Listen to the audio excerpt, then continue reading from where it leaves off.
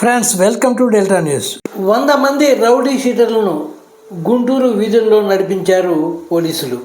Friends, వివరాలకు వెళ్లే ముందు ఇప్పటి వరకు మీరు మా ఛానల్ను సబ్స్క్రైబ్ చేసి ఉండకపోతే వెంటనే సబ్స్క్రైబ్ చేసుకోండి. అలాగే లైక్ చేసి మా ఛానల్ ఫాలో అవ్వండి.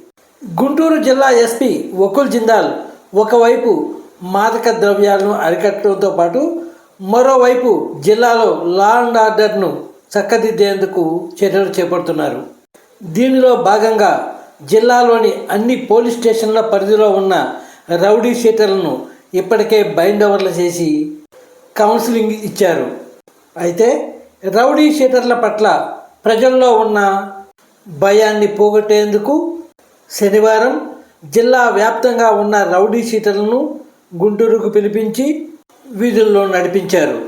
రౌడీ షీటర్లు సత్ప్రవర్తనతో మెలిగి జనజీవన స్రవంతిలో కలిసిపోవాలని హితవు పలికారు జిల్లా ఎస్పీ వకుల్ జిందాల్. ఈ ప్రదర్శనలో వివిధ స్టేషన్లకు చెందిన డిఎస్పీలు, సిఐలు, ఎస్ఐలు పాల్గొన్నారు.